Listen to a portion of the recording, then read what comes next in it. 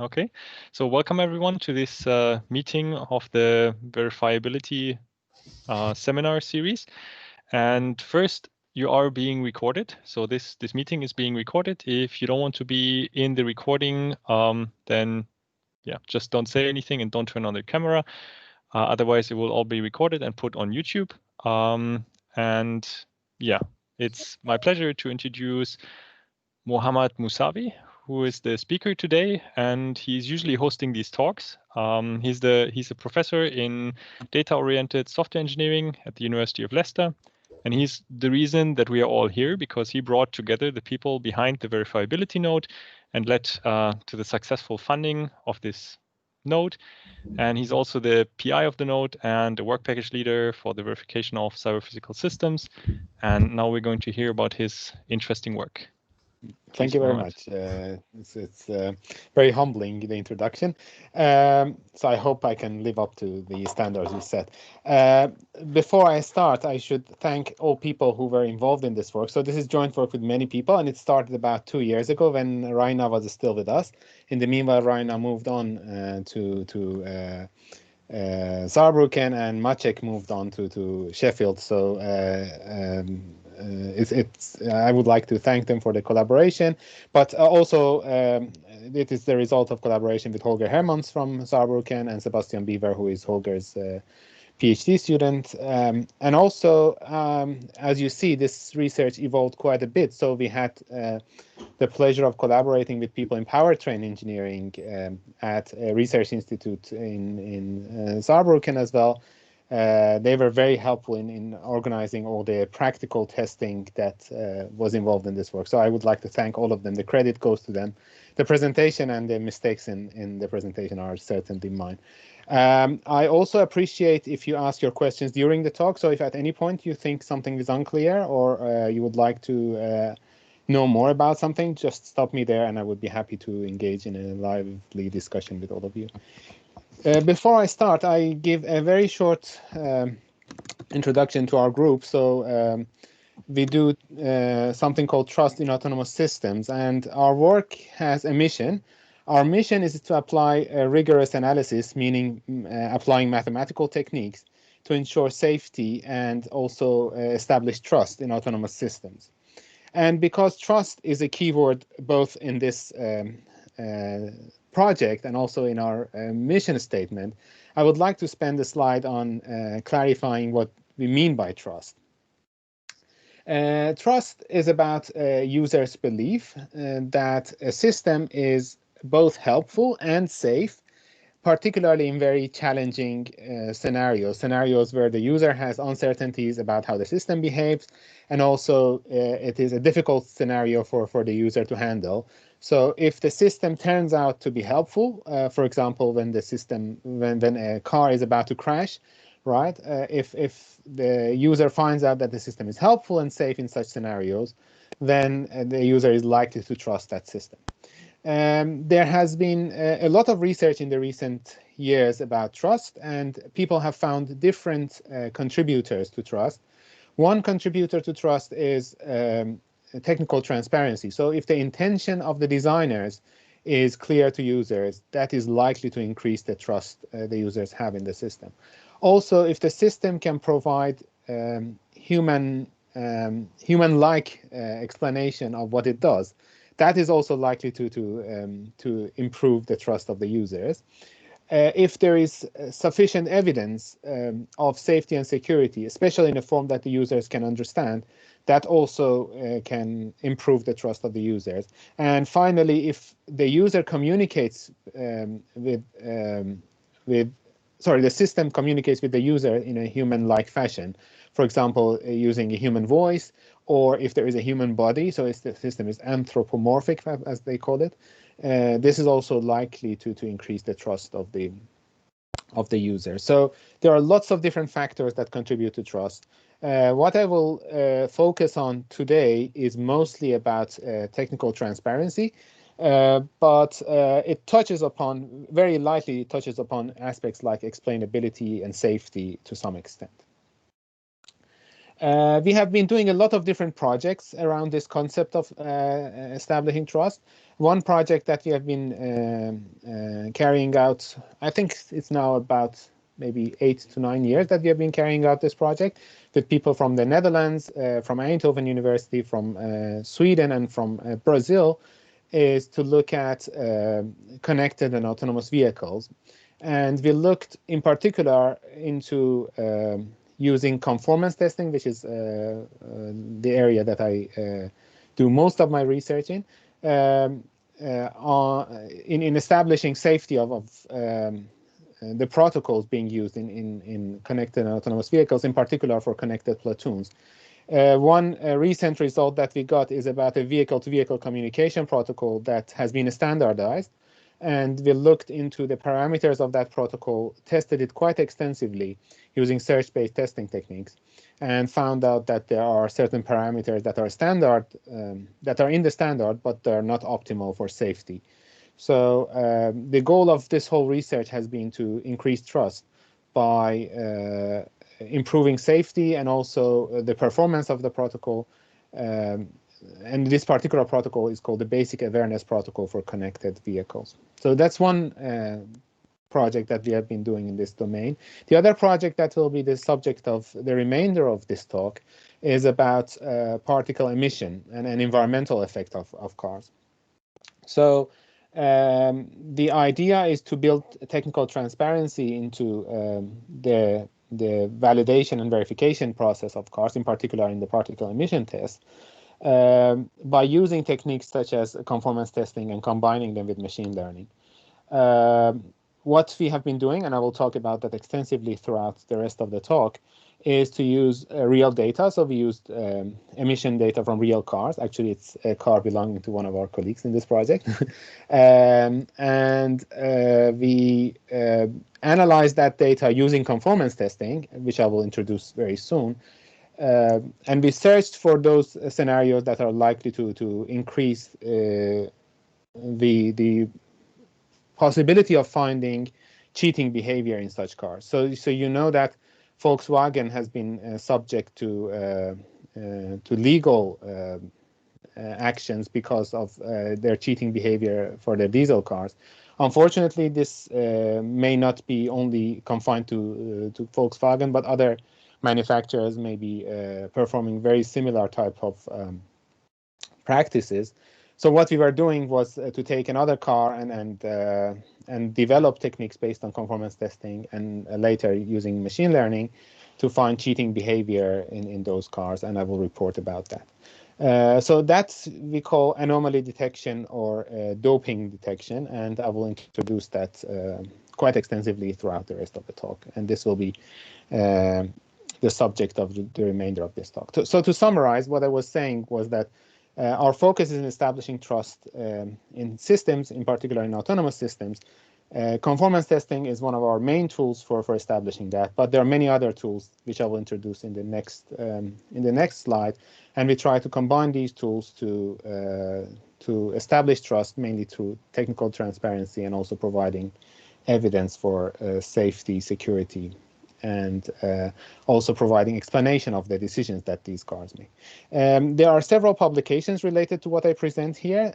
One of the main publications is a paper that appeared in a conference last year in Forte 2020, but there is an extended version of that paper which is available on arXiv, and it contains lots of new results that I will present today. I will refer to that also in the remainder of this talk. So to conclude this first part of my talk, we not only use conformance testing, which is my main interest, but also use techniques like model-based system engineering, machine learning, human-computer interaction, and data analytics in order to establish trust. We do a lot of public engagement. Actually, Jan, who talked at the beginning, is one of the main figures in this public engagement activities. We have a website, driverless.github.io, and there we report about our various public engagement activities. One of the biggest one was last year's Royal Society Summer Science Festival, where we had a rather large stand focusing on testing of autonomous vehicles and establishing trust in them. So that was the teaser to my talk. And then I will zoom into the problem of anomaly and doping detection in cars, and also explain how we are going to detect anomaly and how we have detected such anomalies in a practical instance of a diesel car. So what do we mean by anomaly or doping detection? I do use these two terms kind of interchangeably throughout the talk. Anomaly is a very commonly used word for many different purposes. Doping is less used in technical context, so I will try to use doping mostly instead of anomaly, because anomaly may have different connotations that I do not necessarily intend to mean by that. So what do I mean by anomaly or doping? When some agent, it could be the manufacturer of the object we are studying, or it could be a malicious agent that was not the original manufacturer.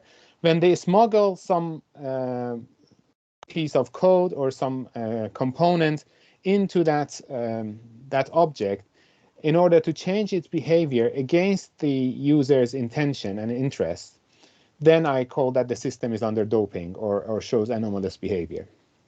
So when there is an intervention by some agent in order to change the behavior against user's interest, that is, in my terminology, called doping or an anomaly. And there are several examples of this type of behavior. So if you look at diesel emission scandal, they put some cheating devices into the car, where the car detects whether it's being under test or not. They recognize the trajectories of test cycles. And when they recognize those trajectories of test cycles, they inject a lot of catalyst into the exhaust so that the car passes the test cycle. While when they're on actual road, they produce a lot of emission, as we will see in our test results, 3 to 5 times more than the allowed range of emissions is produced by a normal car. A second type of anomaly that is very common is customer locking mechanisms. So if you buy a laptop from a certain manufacturer, I happen to have similar types of problems, then you are bound to buy the adapters, all sorts of cables from the same manufacturer, and they build chips into those devices, those accessories, so that you cannot buy them from any other manufacturer. So these are certainly against users' intention, and many of them are not actually documented. So when you buy some of those devices, when you buy an inkjet printer, you're not necessarily warned that you are going to buy for the lifetime of that printer the cartridges from the same manufacturer. So if that is not known to the user, that is against their intention, we call that an anomalous behavior. And our goal in this research is to detect such type of behavior.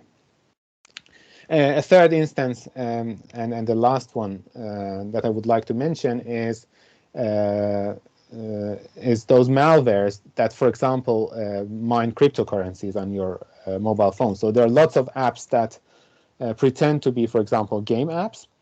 And when you download them and you leave the mobile phone on overnight, then they detect that the mobile phone is not being used. It's nighttime, so they start using the computational power of your mobile phone in order to mine cryptocurrencies. And this type of behavior is definitely not what you intended the app to do, and hence this is also classified in our terminology as doping. Now, this is my definition of doping and a few examples. Now, how do we detect doping? We detect it through its manifestations, and the manifestation that we use for the purpose of this talk is that a small change in valid inputs will lead to significant changes in the observable output. If that happens, then that is a good manifestation that can be used as evidence for doping. So, for example, take the test cycle of a diesel car, which you will see also as an example, as a running example in the remainder of the talk. If you change the speed of the car, the speed profile of the car, the acceleration, deceleration profile of the car, so that it goes slightly beyond the test cycle, and you suddenly see huge difference in particle emissions, then that can be used potentially as evidence for cheating. and we will use the exact same type of observations to show that diesel cars are cheating, are probably cheating on users. I should be careful so that the companies are not going to chase me later. Or, for example, if you change the time of your mobile phone so that instead of showing the time, the night time, it shows the daytime, and you suddenly see a significant change in the energy profile of your mobile phone, that could also be used as evidence for the phone and the particular app you're studying under doping. So by changing certain parameters in the input, if you see significant changes in output, then you can gather that evidence, summarize it, and try to find some sort of cause and effect relation in those traces in order to establish that doping has happened indeed. Are there any questions before I move on? So that was basically my definition and the way I'm going to detect doping. Then I'm going to produce some pieces of mathematics that are being used to detect doping according to these definitions and manifestations. Are there any questions before I move on? So I have a question. It's Colin here. Hi, Colin. From what your definition of doping or characterization of doping, it seems to imply an assumption of continuity in the software between inputs and outputs. Right. So you are right.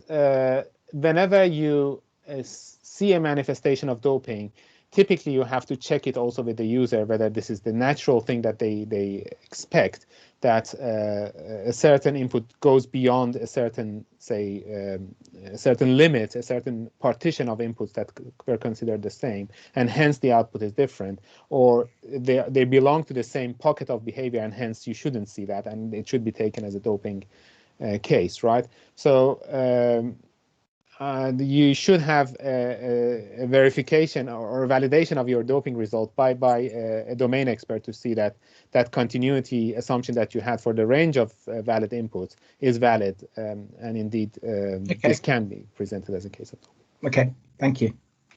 No problem. So just to show you an example. Ivan also has a question. Sure, Ivan, please go ahead. Hi, Mohammed. So, well, can I ask you, like for example, yes, I understand this logic behind small changes in the input producing significant or like measurable or like sizable deviations on the output. However, I was thinking, like, what's your opinion about this doping, which in some sense is a special a response to a trigger behavior, because like what you're saying is perhaps one form of hiding some undesirable behaviors, but at the same time we can think of a pattern driven trigger. For example, if I accelerate rapidly 3 times, and then the software in the machine, like in the car, well, it receives as a trigger signal for it to start cheating. So how about this?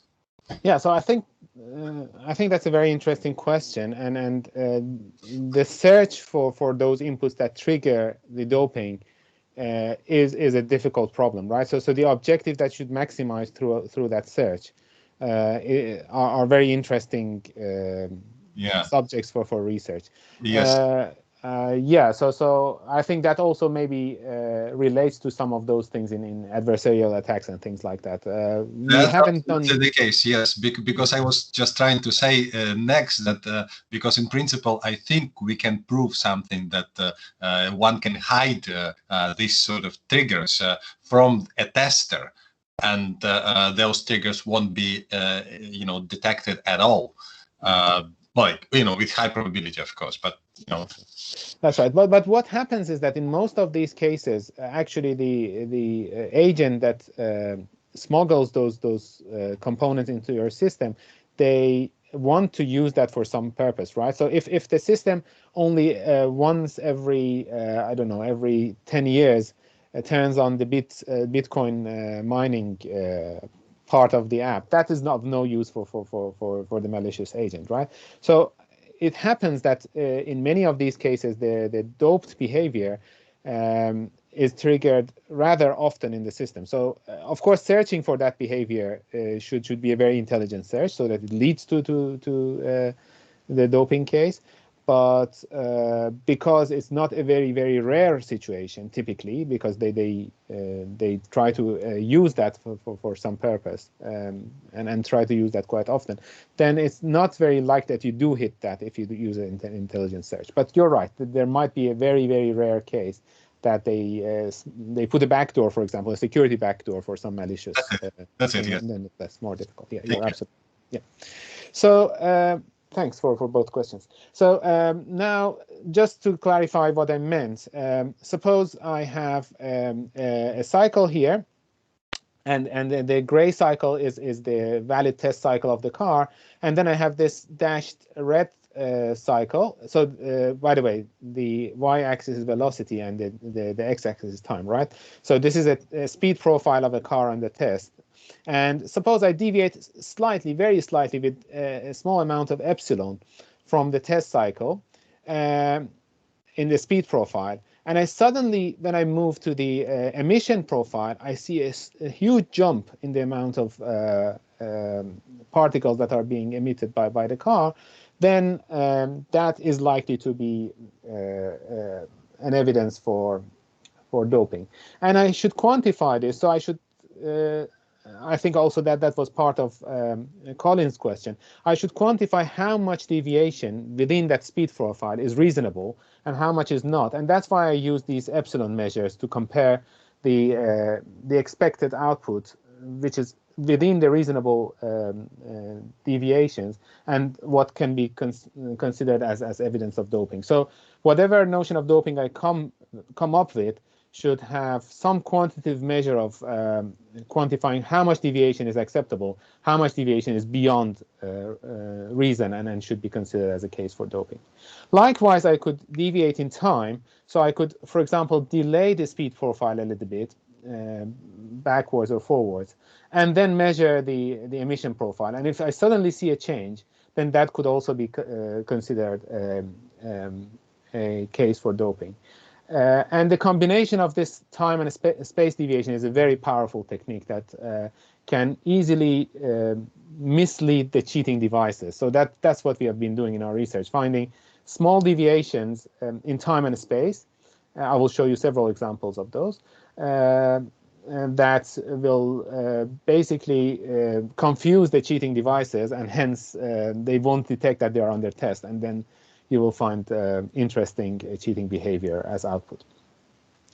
So the message of these two slides is that we have to come up with a measure, a quantitative measure that can relate the input and output behavior. And by setting the quantities right, according to the domain experts, we could then check that two input trajectories that are close enough should not deviate too much in terms of output.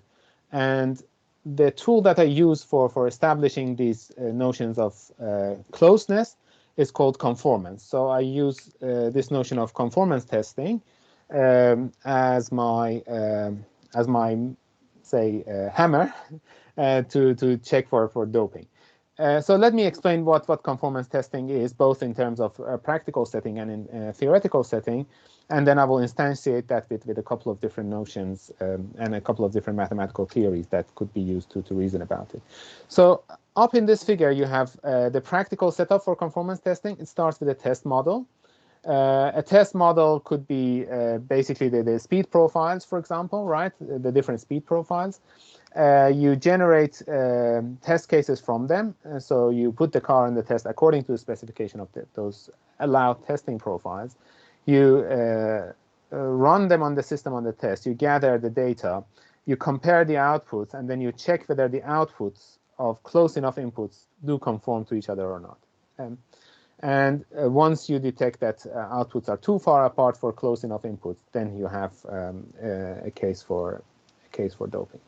Now, to put this on firm mathematical grounds, people use the theory of conformance, whereby they assume that their test models have a mathematical semantics. For example, you can think of trajectories in time, so signal trajectories in time. And also you assume that your system on the test has some hypothetical mathematical semantics. That is something that you do not have access to. It's in Plato's caves, right? And then you define what does it mean for two signals to be close enough to each other. So you define a conformance relation. And once your testing scenario only reject those things that are not conforming, then your testing trajectory is sound. And once you reject everything that is non-conforming, then your testing trajectory, your testing apparatus is exhaustive. And once you have both of them, we call that a complete testing, say, testing implementation or testing tool. Of course, complete testing tools are difficult to achieve, but it gives us some mathematical tool to reason about the power of different testing tools, this combination of soundness and exhaustiveness. Right, so this is our general, say, mind map. And I would like to instantiate a couple of different conformance relations. And then what I will do, I will show you that there is a general theory of conformance that can unify many of these conformance relations in some sense. Are there any questions before I move on?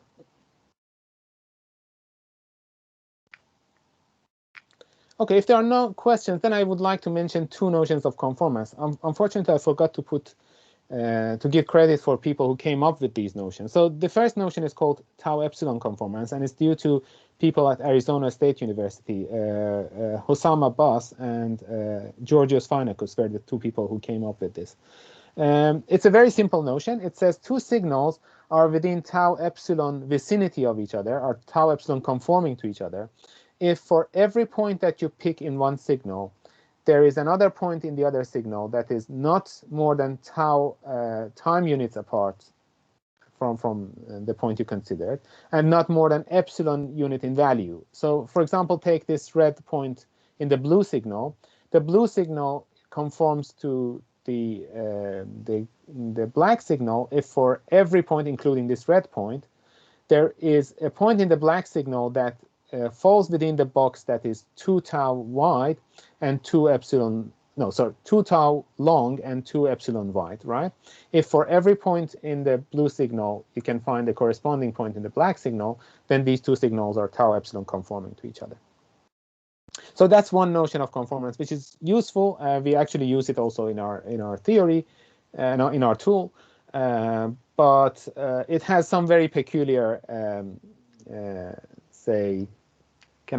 anomalies in some sense, because you can relate, it's not monotonic in some sense. So you can relate a point in one signal to a point in the future, and a later point in the same signal to a point in the past. So it's not monotonic in the way that the signals are related to each other. A second notion is a notion of Escort conformance. It's due to Rupak Majumdar and Gio Deshmukh and a co-author. I'm sorry, I did not put the references here. And it is best explained in terms of keeping the two signals in touch using an elastic rod. So suppose we have this specification signal and the red implementation signal. I want to measure how far apart they are. I use an elastic rod that has a maximum length, beyond which it will break if I expand it, right? The minimum size of the rod that can keep these two signals in touch is called the Escort distance of the signal. And there is a mathematical formula which describes this slightly more precisely. I was a bit oversimplifying, but the length of the rod that can keep these two signals in touch with each other by moving a bit more forward or backward, and by expanding or shrinking a little bit, but not beyond its length, is called the Escort distance of the two signals. So these are two instances of the notions of conformance that could be used to compare these type of dynamical systems like emission of particles in cars or energy consumption in mobile phones and things like that. Now, what we did is to build a theory of retiming which unifies all these notions of conformance by basically specifying a class of retiming functions that will keep the two signals kind of within the epsilon boundary of each other. So we say two trajectories are tau epsilon conforming in general, so we are not using either of the two definitions. Whenever there exists a retiming function within the class of retiming functions that you fix, so you give me a class of retiming functions that I can use, if I can find one instance of those retiming functions such that for every point in that signal, there is a retimed point in the other signal, such that the difference between the value of these two is within epsilon bound, then I call them tau epsilon conforming. And by defining different classes of retiming functions, you can recover those notions that were defined in the literature. So we characterize, for example, a score code as one class of retiming function, and the earlier notion of tau epsilon conformance as another class of retiming functions in the paper, in the Forte paper. So this is a unifying theory of conformance that can be instantiated to obtain the older notion. So that's one theoretical contribution. Another theoretical contribution that we did was to characterize the notion of conformance using logic. So we often in computer science like to reason about computer systems in terms of their logical properties. And a natural question is, what kind of properties should be preserved under conformance and should be reflected under conformance? And that is the second question that we have been looking at it. But before I go there, let me just conclude this part of the talk, and then I'll go to the logical part. So we call a system doping free or doping clean when for all two valid conforming inputs with respect to the notion of conformance that you pick by fixing a retiming function, then you know that the output trajectories are also conforming to each other by fixing the right retiming function, right? So you fix the retiming functions for inputs and outputs, and you check for all two conforming inputs, there should be retimed outputs that are conforming to each other. If you can find such input-output behavior, then you know that your system is doping free. Otherwise, you find an instance of doping and you report it. Before I move on to the logical part, are there any questions? Mohammad, I have a question. Sure. The retiming function, this class of admissible retiming functions, how is that characterized? I would assume that it is at least monotonic or something. Could you give me some hints? Yeah, so I don't remember all the details, but if you fix the retiming function to be monotonic, maybe with one additional constraint, then you recover a score code, because the main property of a score code is monotonicity. If you basically allow for all possible retiming functions, then you recover the wild definition that Abbas and Freinekus came up with, right? Okay, thank you. I think we do a couple of other notion of conformance that are not in the literature, but still make sense to show that this is a very generic theory that can not only do those two instances, but do some other interesting instances of retiming as well. Okay, thanks. Yeah. So the next part of my talk for the coming like 5 to 10 minutes, I will talk about the logical properties of conformance very briefly. And for that, I use a logic called metric or signal temporal logic. It's due to Allure, Feder, and Hensinger. You may have heard about temporal logic before, but if not, that's not a big issue. Temporal logic basically takes propositions from propositional logic, so you can talk about the properties of the state of your system, what kind of properties it satisfies, and then you can relate them in time to each other, right? So you can say a proposition P holds, for example, the emission value of a car is below a certain limit. That's a proposition that you have in your logic, right? Or you can say the speed of the car is above a certain speed limit. That's another proposition. You can have negation, you can have conjunction. Of course, with negation and conjunction, you can build disjunction, implication, by implication, whatever propositional connective you want to build. And then in order to relate two different time points in the execution of your system, you introduce temporal operators. One temporal operator is until, and let's only focus on this one. I will not talk about release. It doesn't really matter which one you pick. Until means that the first formula in your formula, so the first phi, I should have used two different symbols here, but the first phi keeps on holding until the second formula starts to hold, right? So this way you can say the speed remains below 10 kilometers until the emission comes down below the limit, for example. And using this until operator, you can build all sorts of interesting constructs, such as, for example, finally. You can say, finally, within execution of the system, it will be the case that emission will go below the limit. Or everywhere in the system, the emission will be below the limit. All sorts of temporal expressions can be built using this until. So that's temporal logic, as we know and love it. And what they did, what Allure, Feder, and Hensinger did, they annotated those temporal operators with an interval. So this says, once phi holds, then within the interval I, the other formula should take over. Otherwise, the formula is not satisfied, right? So they specify a time limit within which the certain formula should take over. And what we did in a paper with Maciek, Gazda, we proved that you can characterize the notion of conformance that I showed before, using this logic through this theorem. So this theorem says P conforms to Q with this notation within the bounds of tau and epsilon if for all formula in this logic, if P satisfies phi, then Q will satisfy a slightly stretched version of phi. By stretched, I mean that you stretch the time limits by tau, right? So because the conforming system can deviate a little bit in time and a little bit in value, you stretch the original formula by tau in time and by epsilon in value, and you get a slightly weaker formula, right? If for every formula, if P satisfies that formula, Q will satisfy the stretched version of it, then you know that these two systems are conforming to each other. Okay, so this is a logical definition of conformance. And then in order to apply the doping detection to this logic, we built on top of it something called a hyperlogic. Sorry, I'm being a little bit cryptic and too mathematical here, but I will show you how this is put into practice as well. So a hyperlogic is a temporal logic that has on top of it something to quantify over the traces of your system. So here you can say, not only say what kind of properties the system should satisfy, but you can also quantify, say, there exists a trace in which a property holds. Or for all traces in pi, that's a set of traces, this property will hold, right?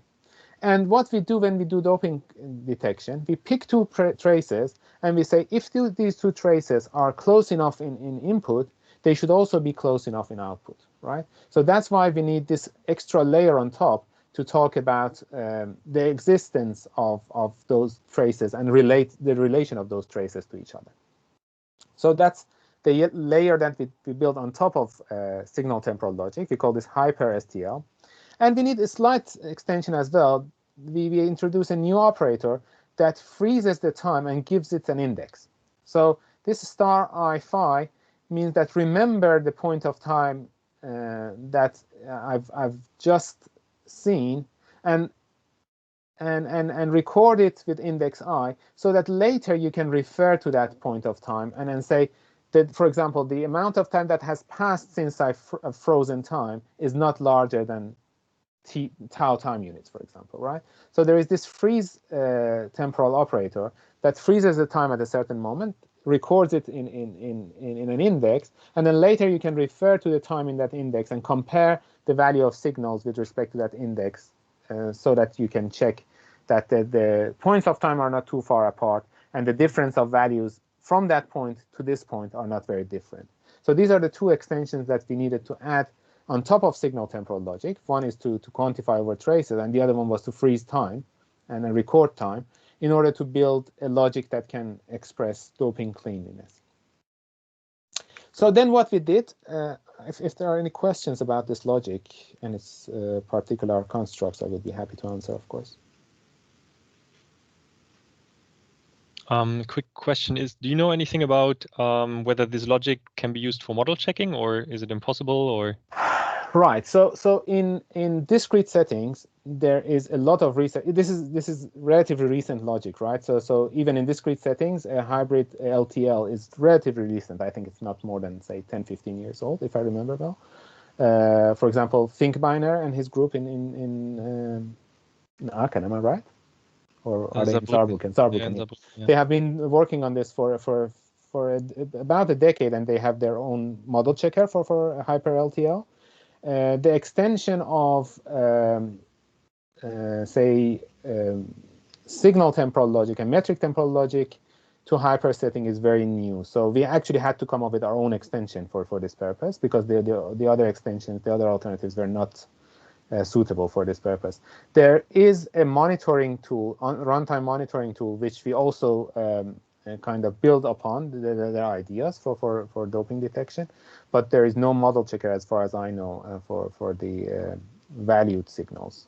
So for signal temporal logic, for hyper signal temporal logic, there is no model checker yet. Okay. But for hyper LTL, as I said, ThinkMiner and his group have a model checker. Okay. Okay. I don't know if there was another question. Sure. There was a hand popping up very shortly. So if there was a question, please. Yeah, Jim, maybe? Just from me, and I was going to say exactly what Mohammad just said about the runtime monitoring use of signal temporal logic, but he said it already. Okay. Thanks. I actually forgot who was behind that tool. I don't remember the group which did that runtime monitoring. It was a different version of signal temporal logic, so we had to modify the ideas a little bit, not much, but we've actually built upon their idea. It's cited in the paper anyway. Mm-hmm. Right, so what we did, we defined doping cleanliness using this logic. I didn't put the formula here because it's a bit daunting, the formula for doping cleanliness. It basically says if you pick two traces and they're close enough in input, they should also be close enough in output. But because time can go both forward and backward in this conformance checking, it's a little bit of a complicated formula. I didn't put it intentionally on this slide. But we defined a doping cleanliness formula, and then we reused the ideas about runtime monitoring of hyper-STL to monitor the cleanliness of signals in our hyper-STL star formulae. And actually, the code and everything is available through the paper that I've put here. So bit.ly/catch the cheaters with capital C, capital T, and capital C. The capital letters are significant. Is the new paper where we report about all of that. And there is, I think, a Python, a Jupyter notebook with all the code and the data that you can use to check what we did. Now. Okay, so that was the piece of mathematics that we had to develop around this to put this on some firm grounds, and then we actually put this into practice. I don't think we rented this car. I think this belongs actually to one of our co-authors. So we took the car. Initially, for the Forte paper that I cite here, we did some very quick tests with it, but then we asked our colleagues at the Powertrain Research Institute. They did very rigorous tests that they would do otherwise also for normal emission tests. So, for example, the car had to cool down before a new cycle would start. So they took all the details that were necessary for a test cycle into account, and hence what we produced, I think, is quite a rigorous practical test for emission cycles. So we took that car, and we used also the trajectories that are specified by the new European driving cycle. And the new European driving cycle is one of the aftermaths of the diesel emission scandal. So they made the test cycle a little bit more dynamic and a little bit less specified, so that the car manufacturers cannot cheat as much as they did before. Well, I'm not sure whether that was a very successful move. So what they do, for example, they specify a few different urban cycles with some specified behavior speed profile in them. And then there is a motorway cycle where there is a higher speed limit. And I think there should be 4 urban cycles followed by a motorway cycle to form an NEDC cycle. So we took that as the basis, and then we started deviating from it, for example, by superimposing some sine waves on top of it. That was our first attempt to modify the input signal. The second attempt was to swap some of these subcycles. So in an urban cycle, you see there are some small subcycles. We started swapping them so that we can kind of misguide the cheating device, if there is any, so that it does not detect that it is under an NEDC test. The overall speed profile remained the same, so the emission had to be the same anyway. But as you will see, we detect very interesting outputs. As I said, we manually designed NEDC cycles, and we also superimposed on top of them some deviations, manual deviations in terms of sign, very small sign deviations, or swapping subcycles of urban and motorway cycles. And of course, because they were human-driven, there were also slight natural deviations that were within our specified and NEDC specified tau epsilon bounds according to our theory of conformance. So the question is whether we find doping evidence for this particular car. And I show you one interesting diagram for the emission of this particular car. There are a few more in the paper, and also, as I said, the data and the analysis code is available online, so you can go and check it yourself. So here, the black line is the actual NEDC test with the slight deviations that you see here and there. The blue line is our one of our modified versions of the NEDC. So you see there are some modifications in the timing. There are some also modifications in the subcycles. Some of the subcycles are pushed forward. Some of them are pushed backwards.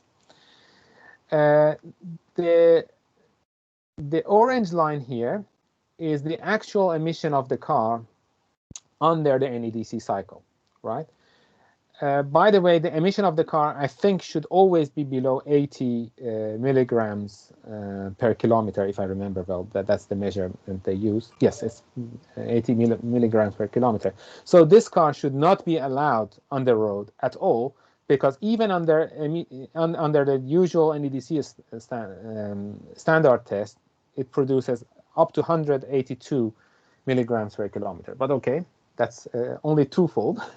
If you tweak the NEDC test by keeping the same speeding profile but moving them backwards and forwards a little bit, you can reach up to about 400 milligrams per kilometer, which is 5 times more than the allowed limit. So there is some grounds to look further into this car and see what's going wrong. As I said, we did quite a few other input cycles, so we gathered a lot of different possible evidence for doping in this particular car, and all of them are available on the Jupyter notebook and then in the paper as well. So, may I ask a question yes, here, please. Mohammad? Yes, please.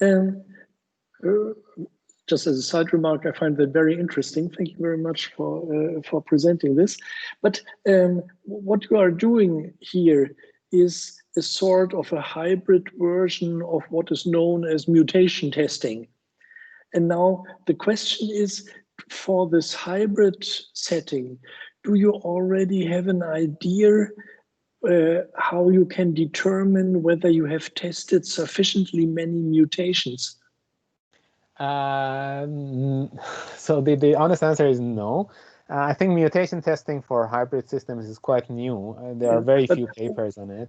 I think what you are saying here, you are tweaking the standard experiment and do things a bit earlier, a bit later, and basically you are producing time continuous mutations of a standard evolution over time. Yes. And now the question would be, how can we decide whether we have analyzed sufficient mutations? And absolutely. I think that's a very valid question. My honest answer is that we haven't done it. So basically, by fixing the class of retiming functions, here you could, and also fixing your granularity, so your discretization units, you could potentially have a finite number of retimings that you can consider. Yeah. Yes. One can always think that polynomials are determined by a finite amount of zeros, and if you have that, you have determined the polynomial. And so there might be an idea, and I would just suggest that this is an interesting question, because if you just do very weak mutations and everything is all right, then you go home and say, I didn't detect any malicious behavior, but in fact, you haven't tested enough. That's right. That's absolutely right. It also touches upon the question that Ivan asked about those very say complex triggers, right? How much should we test to know that we have tested enough? That's a very valid question. Yes. Okay. So what we have done to conclude the results so far, we have an informal definition of doping, which is about the changes in input and output.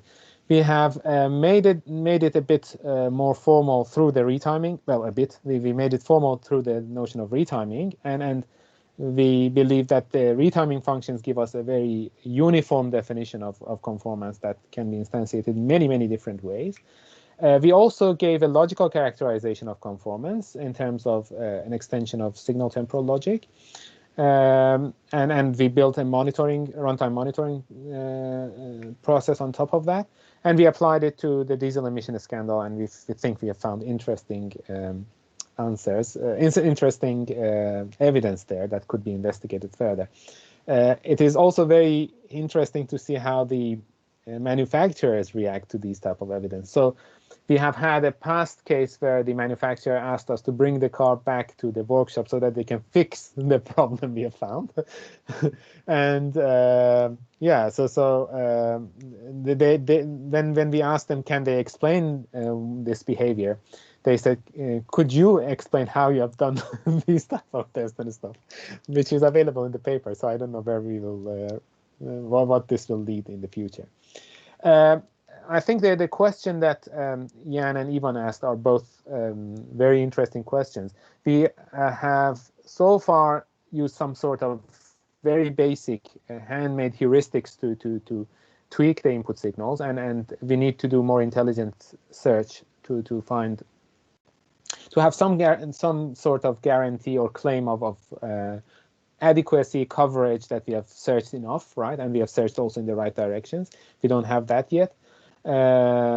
Another interesting question is how to summarize the result of those counterexamples in terms of some sort of causal explanation that this has caused that. And for example, if you look at the example I showed you before,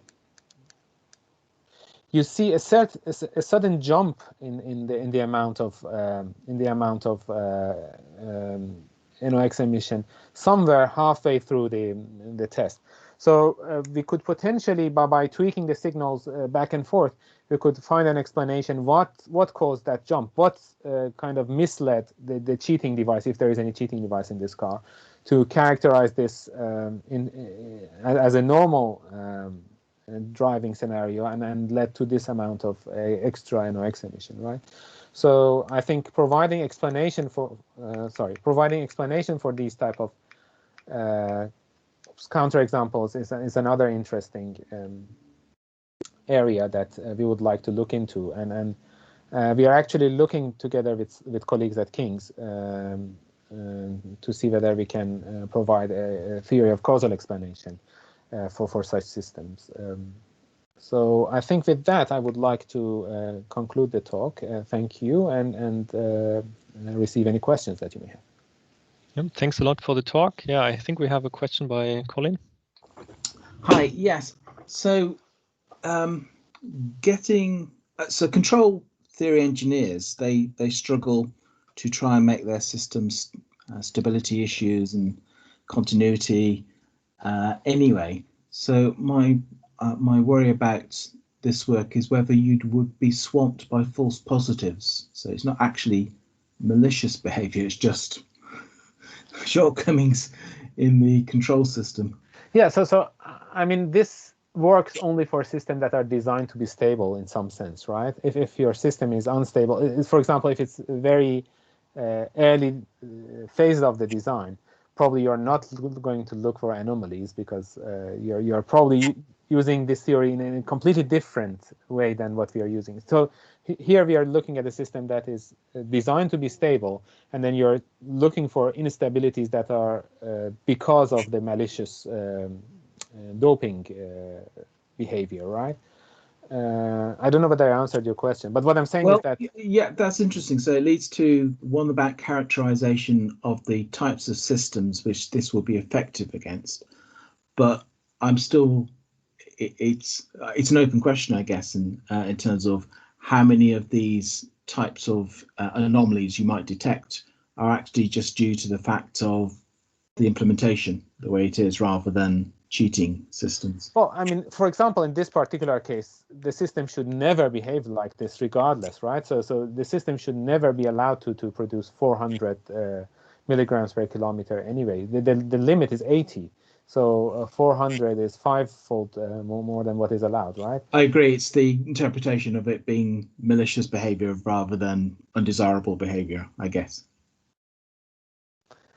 Well, and the other thing that makes us very strongly believe there is something going on here is that the speed profile is exactly the same, right? So there is no way that the car is allowed to produce this amount of NOx because of moving one of the cycles earlier or later, right? So the car follows the exact same speeding profile. It provides it produces fivefold NOx emission. So I think there leaves very little to suspect here. I mean, Okay. That's my impression of this. But if you have any different explanation, I would be interested. Well, no. It's again, it's kind of, is it just faults in the software? That's rather than masking something. But so yeah, that's just a interesting question. Thank you. Yeah, so another example that I can give that was done by our colleagues at Saarbrücken. They took another model of a different car which had a different sort of catalyst.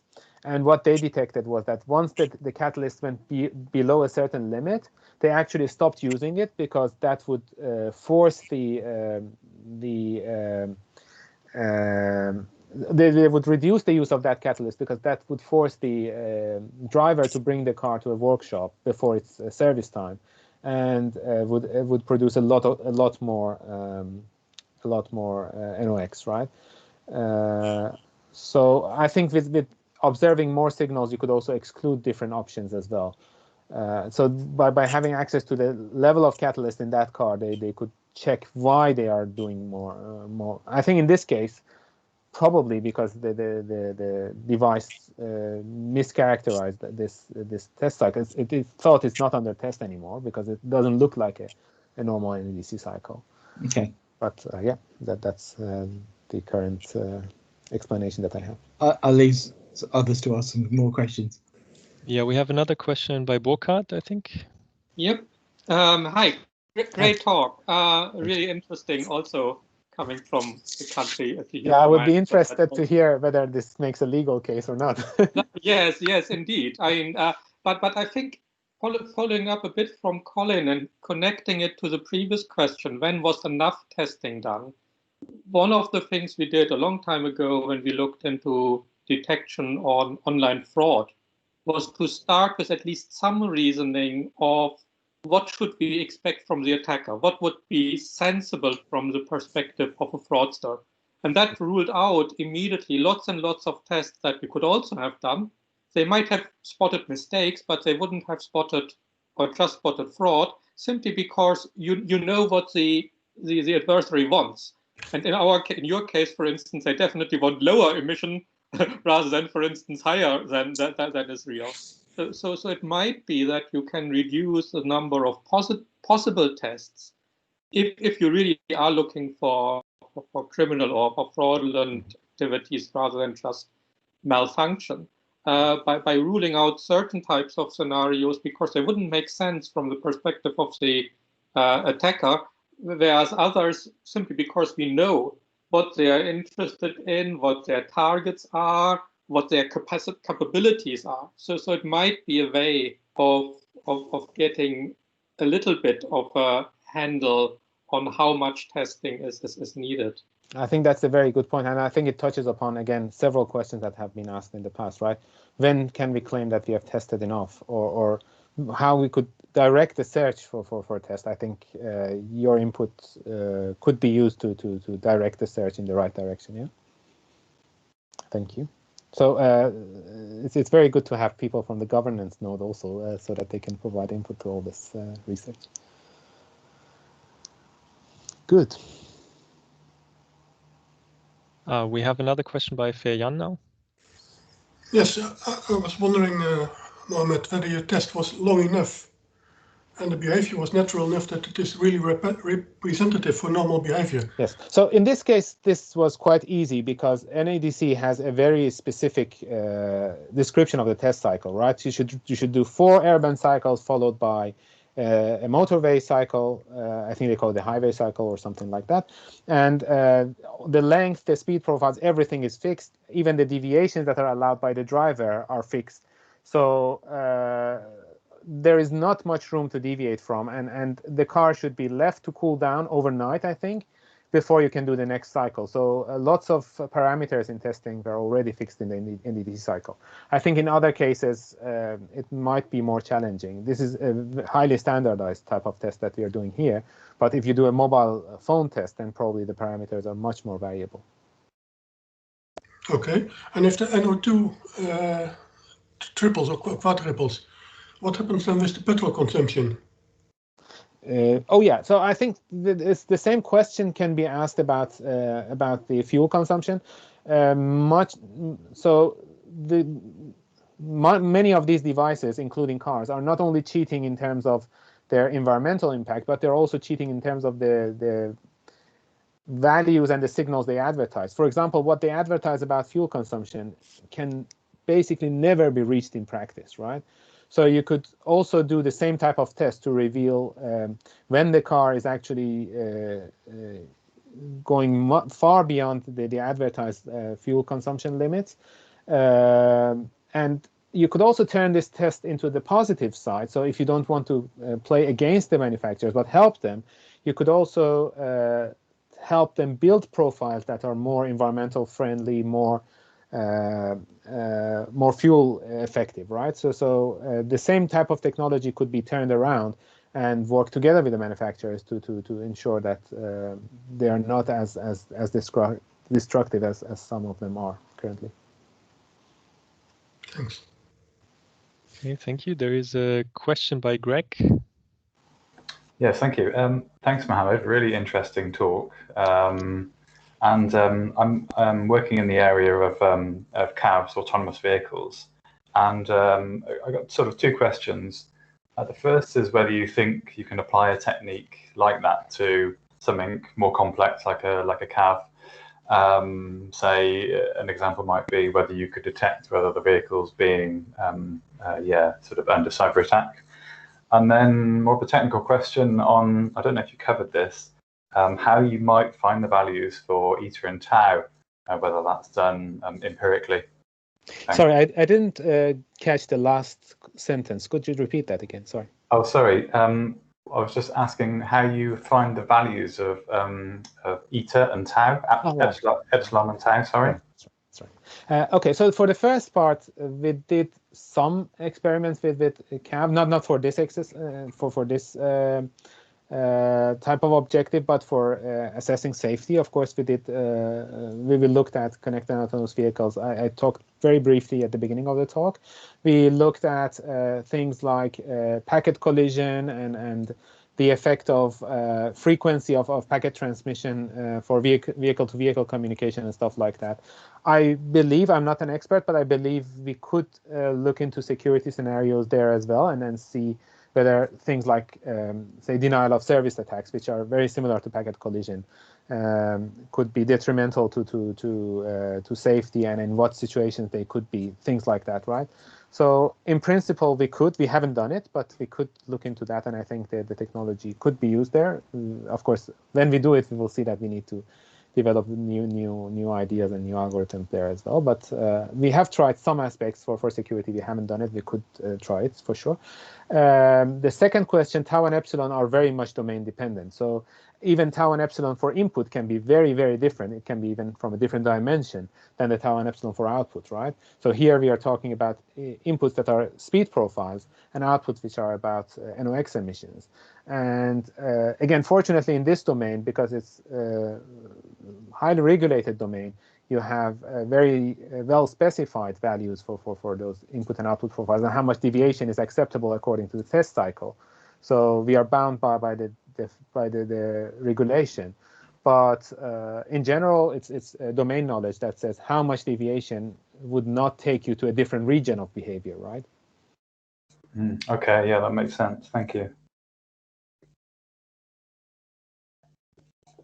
Okay, thanks a lot. I don't see any further questions, and we are already a bit over the time. Anna has a question. Very quickly, Mohammed, thank you very much. But it's always nice to catch up what you've been up to.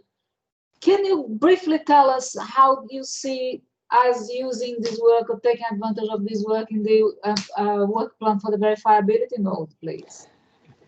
That's a very good question. So I think there are some bits of it, like the foundations of testing, conformance testing for cyber-physical systems could definitely be taken into the verifiability node agenda, right? So we have a work package which I'm in charge of about verifying cyber-physical systems, and conformance testing is one of those techniques that are going to be tried in that work package, right?